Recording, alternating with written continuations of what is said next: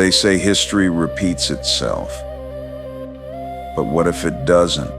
What if it remembers, not in books, not in ruins, but in flesh, in blood?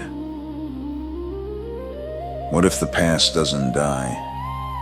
It simply changes its face, waits for the right generation, and starts again. You've seen it, haven't you? A child who grows up fearing the same shadow their mother feared. A father who swears he'll never be like his own. Until one day he says the same words, in the same tone, at the same hour. Patterns, cycles, replays of pain too precise to be coincidence.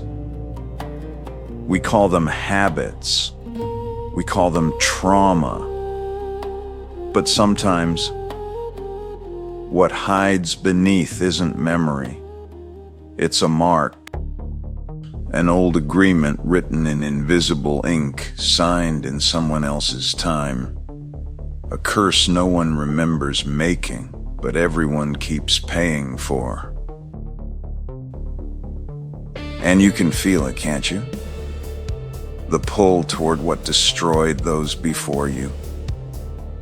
The temptation that feels too familiar to be random, like someone or something has been rehearsing this moment for centuries. Because blood isn't just DNA, it's a record, a map, a chain that remembers every wound it's ever carried, and every spirit that ever claimed it. Demons don't just haunt people, they haunt families. They learn the rhythm of your bloodline. Who resists, who breaks, who opens the door without knowing. And they wait, through decades, through names, through silence, waiting for the day the blood remembers them and calls them home. Because some wars don't start in the mind, they start in the blood. And if you've ever felt like you were fighting battles that began before you were even born, you're not imagining it. You're about to see why.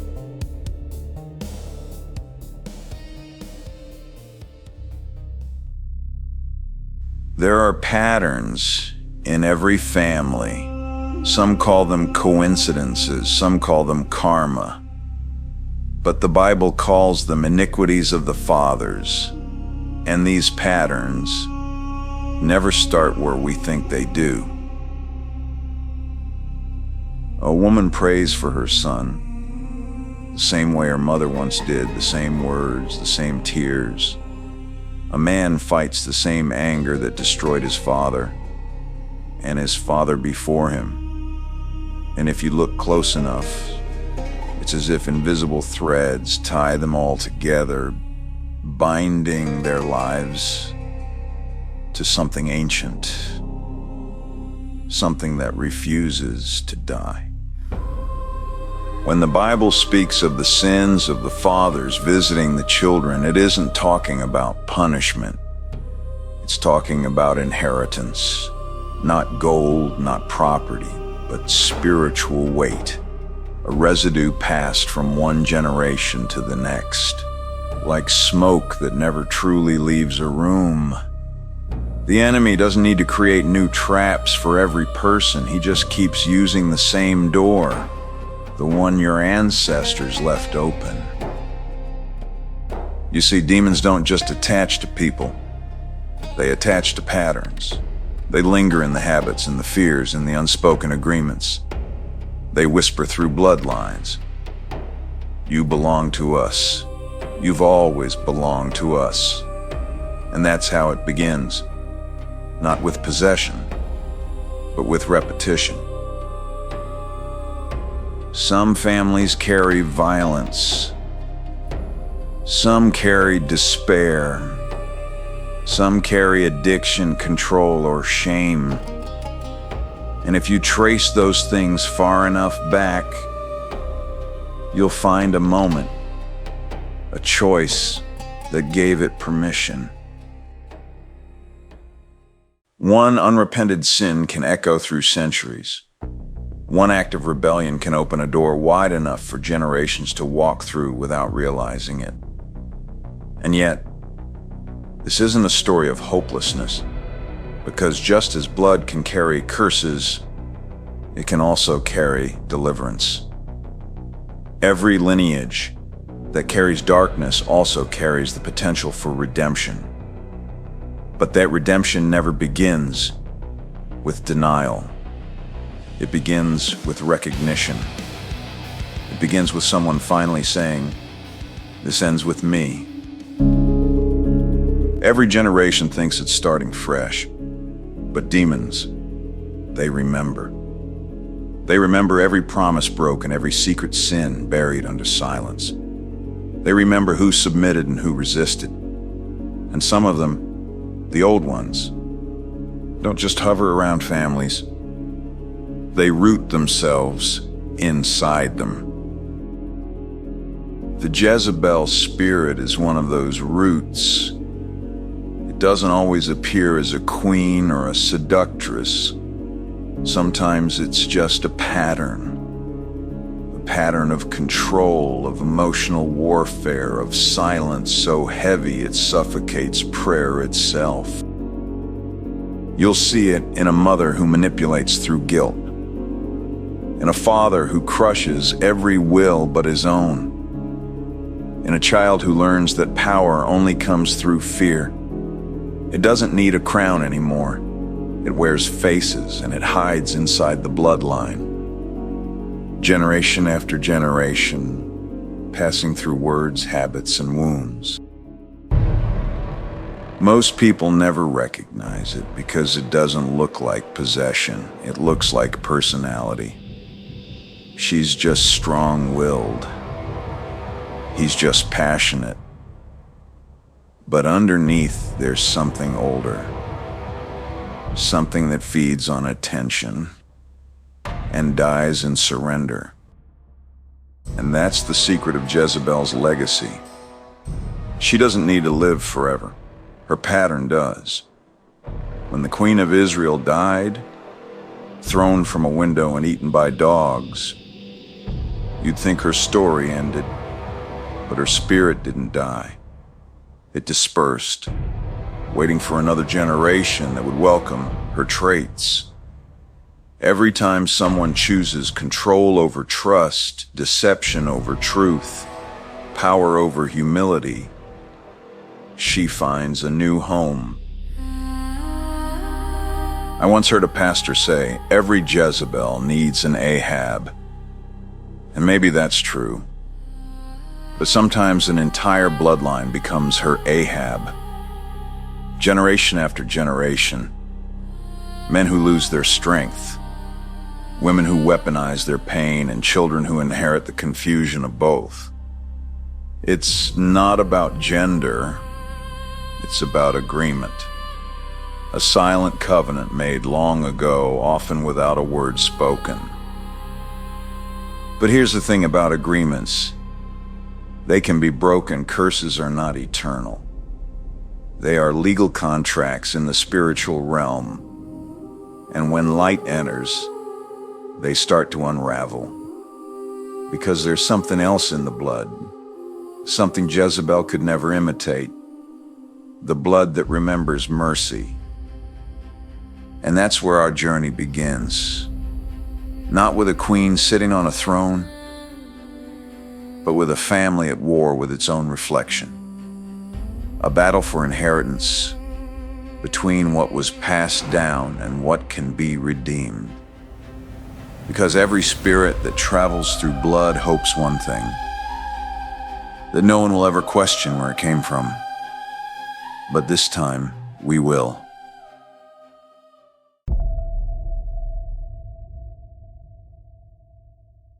There are things people inherit that no doctor can detect. No blood test can trace it, no therapy can reach it, because what runs in their family doesn't just live in the blood. It lives in the spirit. You can change your city, your name, even your accent, but if the gate was never closed, the thing that entered once will always know where to find you. Some families think they're just unlucky. They call it a streak of bad health, or a history of anger, or mental illness. And yes, some of it might be human, genetic, explainable.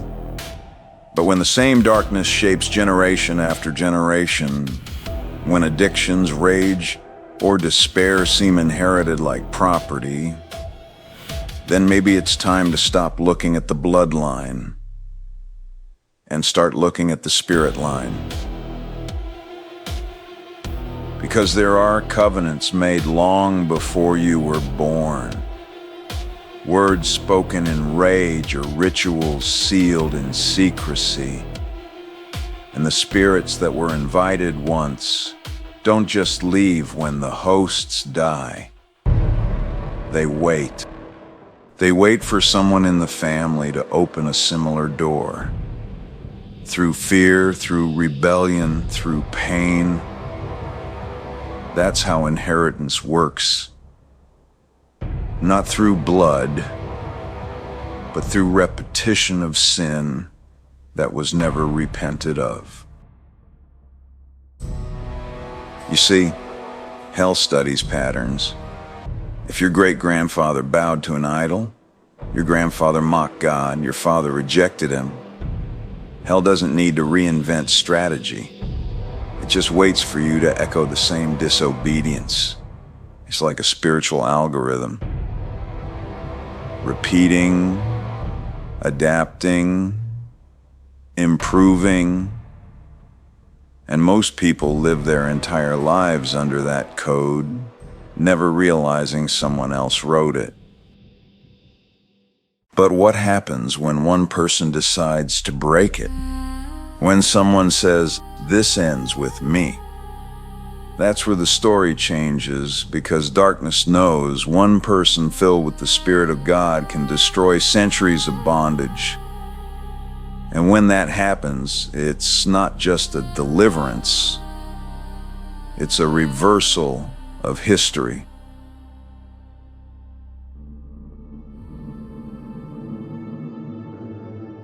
It began in a house where silence had a weight. You could feel it in the air, that kind of heavy, waiting quiet that feels like it's listening back. The woman who lived there said every generation of her family carried something. The men never stayed, the women always suffered strange losses. And every daughter, without fail, woke up at exactly 3:15 a.m. for no reason. At first she thought it was anxiety. Then she began hearing her name whispered before she woke. The whisper didn't sound cruel. It sounded familiar. She would say later it felt like a voice that knew her since birth. A comfort that slowly turned into control. The first time she tried to pray out loud, she couldn't. Her jaw locked, her hands went numb. And behind her closed eyes, she saw faces she didn't recognize, but felt connected to. Ancestors, maybe. Or the things that spoke through them. For years, she brushed it off. Therapists called it trauma. Pastors said she needed stronger faith. But no one asked the question that mattered most. What if it didn't start with her? One night while cleaning the attic, she found a trunk. Inside, brittle letters from the 1800s. Her great-grandmother had written them. Each was a prayer, but not to God. They were pleadings to the Queen of Heaven, An ancient title, one that appeared in Scripture as the name of a false goddess, the same spirit the prophets warned Israel about, the same one that later became known as Jezebel. The realization hit her like a storm. Her family hadn't just carried pain, they had made agreements. After that night, everything escalated. The mirror in her hallway cracked by itself. The scent of burning oil filled the house, though nothing was lit. And every prayer she tried to whisper came out as a cough, like something wanted to choke the words back. But one night, she changed the pattern. At 3:15, when the air turned heavy again, she didn't hide under the blanket. She stood and said one thing out loud. "It ends with me." The lights flickered, a sound like wind rushed through the room. The whisper called her name again, this time furious. But she didn't stop. She called out his name, the only one it couldn't imitate. And when she did, every noise ceased. The house went still. Then, warmth spread through the air like sunlight in the dark. Something broke that night. Not just fear, but an unspoken chain that had linked her bloodline to something ancient. For the first time in 4 generations, no one woke up at 3:15 a.m. When she told her story later, she said this: "I used to think my family's pain was fate, but it was a contract. And the moment I called its bluff, it lost its power. The blood still speaks, but so does freedom. And when light enters the line, darkness loses its inheritance."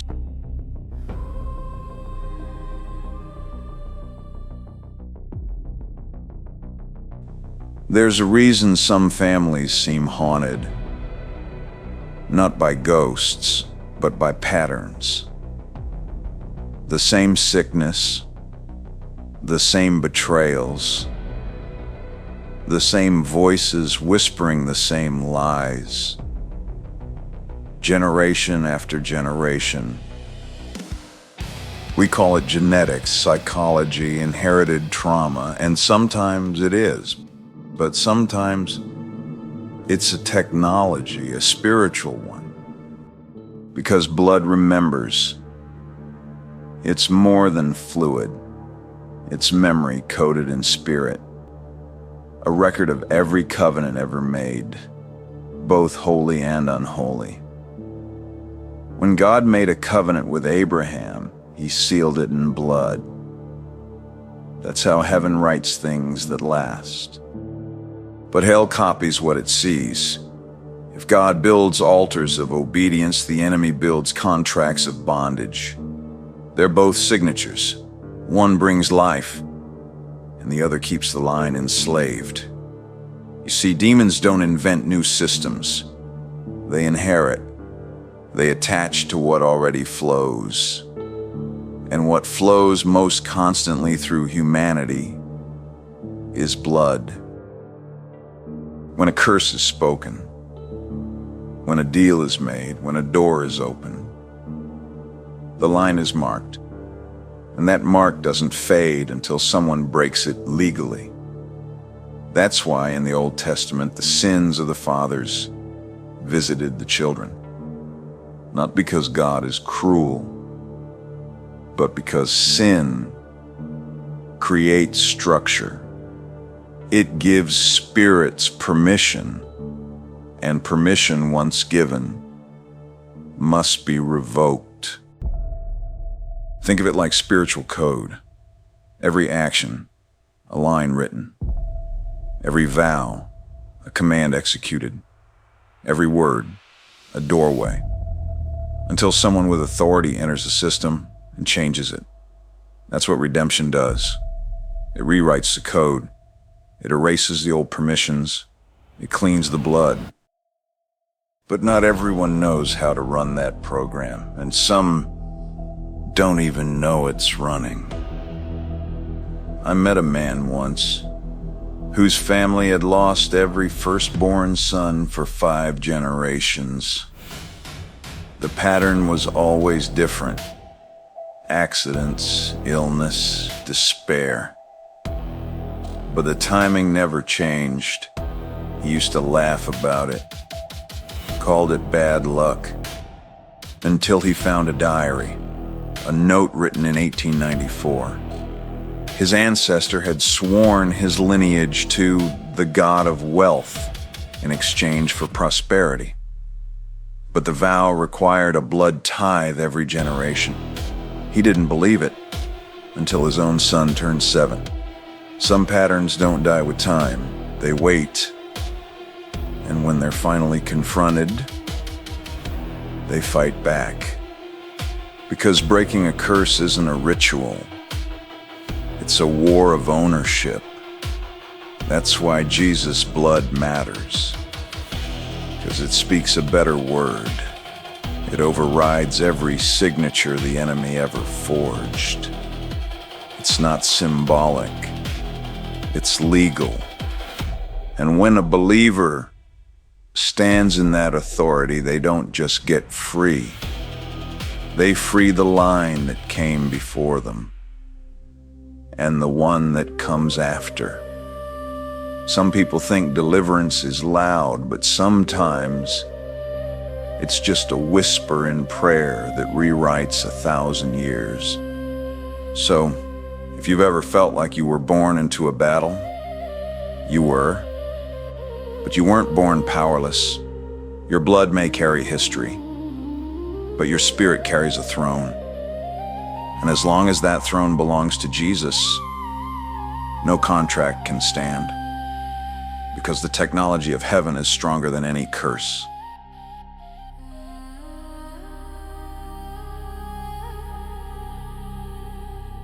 Some battles don't begin when we're born, they begin long before us, and wait for someone brave enough to end them. You were never just fighting your own story. You were rewriting your bloodlines. Because freedom doesn't just echo in your life, it echoes through generations, and when you stand, something ancient kneels. So ask yourself, what if the thing that's been haunting your family wasn't just spiritual, but coded deep within the soul itself? Because the blood may carry memory, but the soul carries design. And what's written there determines what the enemy can and cannot touch. The blood remembers, but heaven remembers too. And in the next chapter, we'll go deeper into the divine architecture of the soul, how it was built, how it breaks, and how God restores what was rewritten. Until then, keep your eyes open and your spirit awake, because the war no one sees is written deeper than blood.